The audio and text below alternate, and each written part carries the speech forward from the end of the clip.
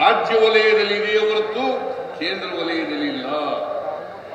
ಸಹಕಾರ ಇಲಾಖೆ ಇದೆಯಲ್ಲ, ಸಹಕಾರ ಅನ್ನೋದು ಇದೆಯಲ್ಲ, ಅದು ರಾಜ್ಯ ವಲಯದಲ್ಲಿದೆ, state list it is not in the central list. ಇವೆಲ್ಲ ವಿರೋಧ ಮಾಡಬೇಕು. ಅಮಿತ್ ಶಾ ಮಂತ್ರಿ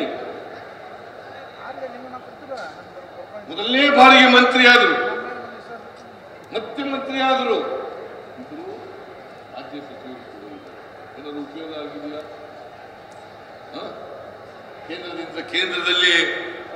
ಕೇಂದ್ರದಲ್ಲಿ ಸಹಕಾರ ಇಲಾಖೆ ಪ್ರಾರಂಭ ಮಾಡಿದ್ರು, ಏನಾದ್ರು ಉಪಯೋಗ ಆಗಿದೆಯಾ?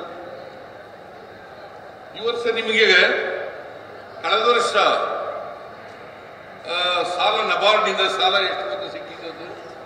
4% ಬಡ್ಡಿ 5,600 ಕೋಟಿ ರೂಪಾಯಿ. ಈ ವರ್ಷ ಎಷ್ಟು ಸಿಕ್ಕಿದೆ? 2,340 ಕೋಟಿ. 2,340 ಕೋಟಿ ಯಾರ ಅಧೀನದಲ್ಲಿ ಬರೋದು? ನಬಾರ್ಡ್ ಯಾರ ಅಧೀನದಲ್ಲಿ ಬರೋದು? ಮತ್ತೆ ಕೇಂದ್ರದಲ್ಲಿ ಸಹಕಾರ ಇಲಾಖೆ ಏನ್ ಮಾಡ್ತಾ ಇದೆ? ಹಣಕಾಸಿನ ಇಲಾಖೆ ಅಧೀನದಲ್ಲಿ ಬರೋದು ನಬಾರ್ಡ್. ಹಣಕಾಸು ಇಲಾಖೆ ಅಧೀನದಲ್ಲಿ ಬರೋದು, ರಿಸರ್ವ್ ಬ್ಯಾಂಕ್ ಅಧೀನದಲ್ಲಿ ಬರೋದು. ಅಮಿತ್ ಶಾನೇ ಮಂತ್ರಿ.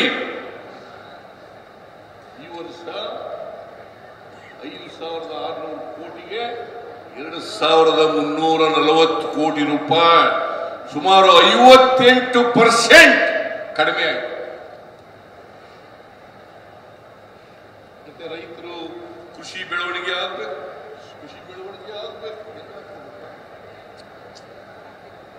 ತಿಳ್ಕೋಬೇಕು. ಇದನ್ನೆಲ್ಲ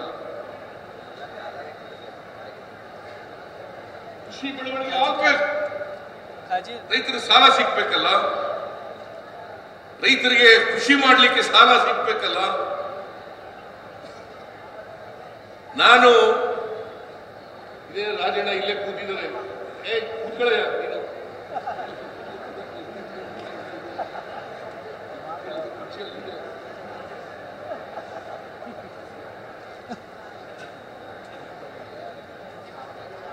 ರಾಜಣ್ಣ ಇಲ್ಲೇ ಕೂತಿದ್ದಾರೆ.